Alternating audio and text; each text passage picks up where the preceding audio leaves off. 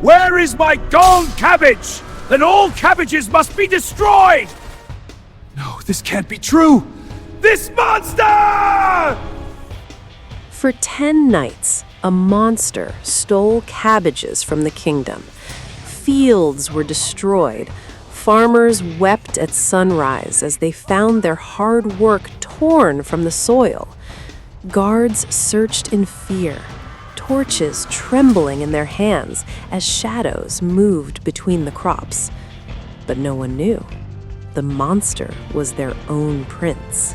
And the curse that turned him into a beast began the night he ignored a poor girl's desperate plea. Please, Your Highness, help us! I will not. Now go from here. But we have nowhere to go!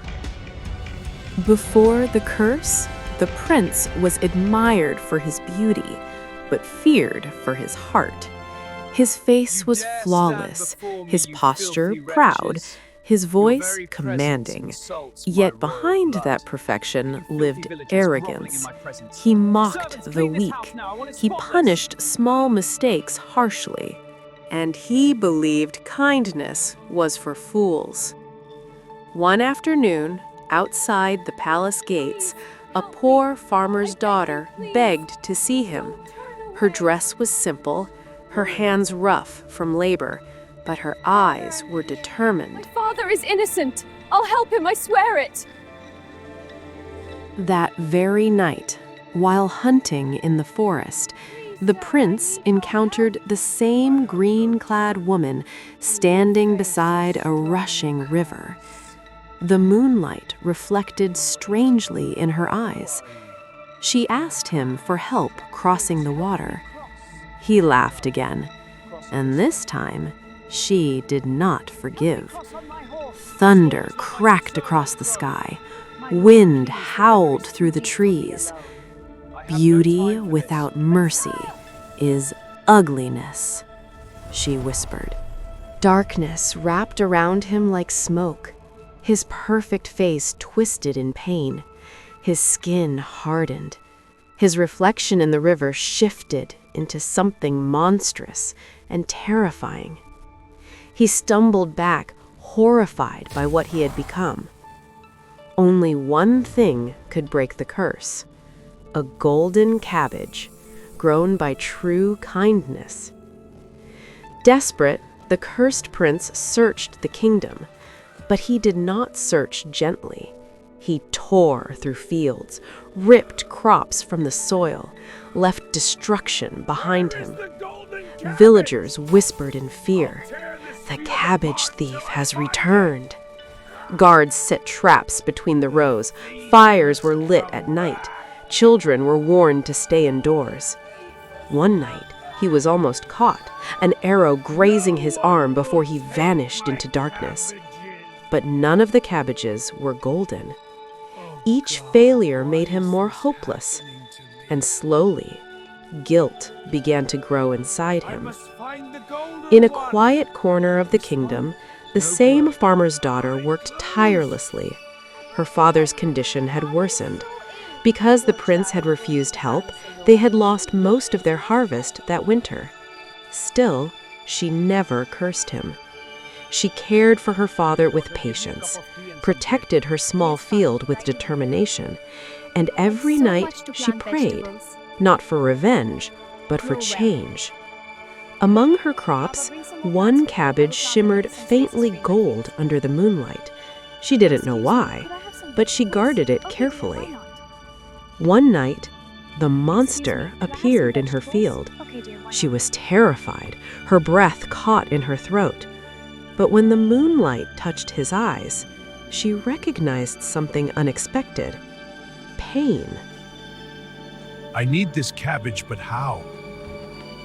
He reached slowly for the golden cabbage.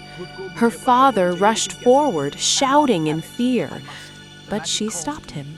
She stepped closer to the monster, her heart pounding. "Why do you destroy what feeds the poor?" she asked softly.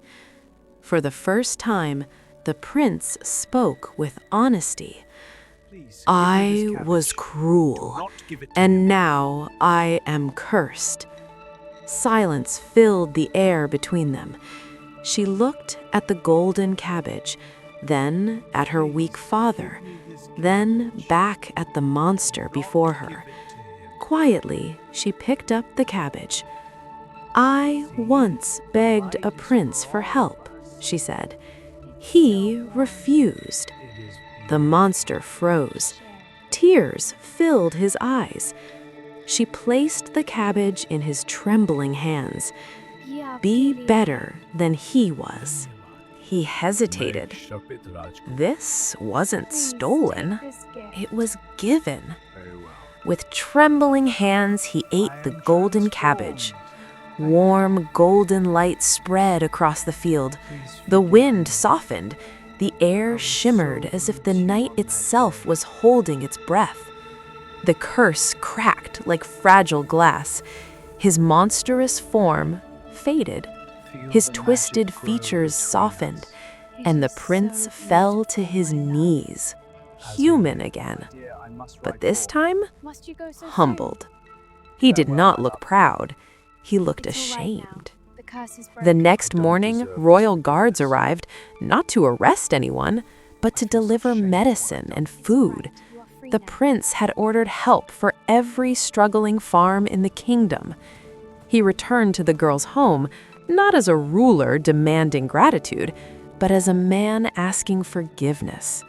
Slowly, trust grew. Seasons changed. Fields flourished. The kingdom began to heal.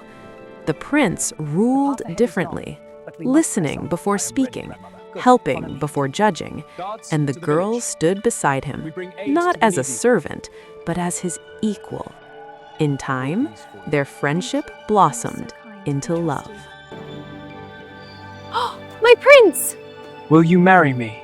Yes! Oh, my king. And one bright morning, under the golden sun that reflected the first healthy harvest of the year, the prince asked her to be his queen.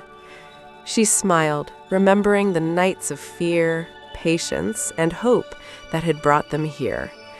They were married in a joyful ceremony, and the kingdom celebrated not only the union of two hearts, but the lessons of compassion, trust, and courage that had saved them all. From that day forward, every field was tended with care, every harvest treasured, and the story of the Cabbage Thief became a tale of love, redemption, and happily ever after.